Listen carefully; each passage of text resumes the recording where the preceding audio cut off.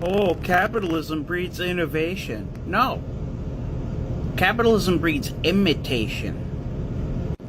Capitalism gives us unnecessary sequels that we never asked for.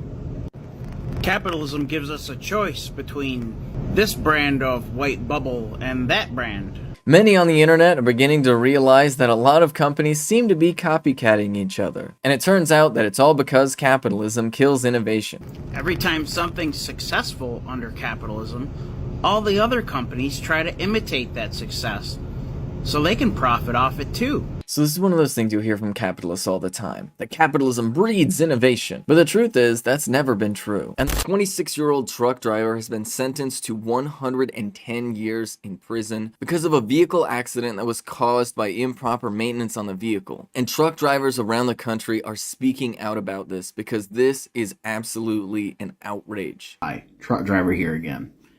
This man has been sentenced to 110 years in prison after he lost the brakes on his truck and couldn't get it back in gear, resulting in the deaths of 4 people. I'm here to tell you why that alone has me committed to leaving the trucking industry for good. As the holder of a commercial driver's license, you are held to a completely different standard than everyone else on the road, whether you're in a commercial vehicle or your personal vehicle. And as a truck driver, you are expected to have complete mechanical knowledge of a vehicle that you don't own and you don't work on. And at 25 years old, a man was sentenced to life in prison because of a mechanical failure that even the court system doesn't understand. While it's easy enough to understand that he had a brake failure, what the court system did not acknowledge is that he said that the transmission was knocked out of gear, which happens frequently with vehicles that are not maintained properly that are under heavy loads. This case is perfectly emblematic of the criminal justice system in the United States of America. Because I don't know if you know this, but a lot of truck drivers out there don't own the trucks that they're driving. In fact, the trucks are owned by the company most often. And in those situations, the company is responsible for doing all the maintenance. The driver is expected to show up, get in the vehicle, and drive around, and they have to hope that the company is properly maintaining the vehicle. But we all know how capitalism works. They're always going to do the bare minimum amount of maintenance, and sometimes not even that. And it's not a matter of laziness or anything like that on the part of the workers. It is a specific plan by these companies. In order to save money, they will cut corners, and that cutting corners costs lives. Let me just explain something. So this land here, there, this is Nicaragua.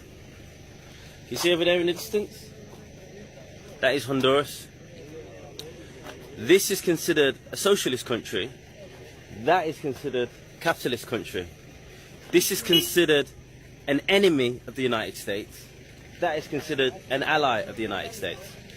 Yet in this land here, the murder rate is 7.5 per 100,000. In that land over there, the murder rate is 44.7 per 100,000. So what, that's 5 times higher in a country of comparable size and comparable population. This TikToker is pointing out something that's absolutely critical to understand. You see, a lot of people, when they compare capitalist and socialist countries, what they end up doing is comparing countries like Cuba to countries like the United States. But the reality is that that comparison is wildly unfair. I mean, look at the United States of America. We invade and bomb countries all around the world in order to steal their wealth to bring it here. So of course the United States is going to be one of the richest countries in the world because we've been spending all of our existence plundering from the world in order to reap the benefits of imperialism. But if you look at countries that are in comparable conditions, and whether or not they're socialist or capitalist, you'll see a very stark difference. You'll see that countries that embrace socialism and attempt an effort to actually benefit the working class people of their country do far better than the countries that choose to ally with the United States and adopt capitalist systems.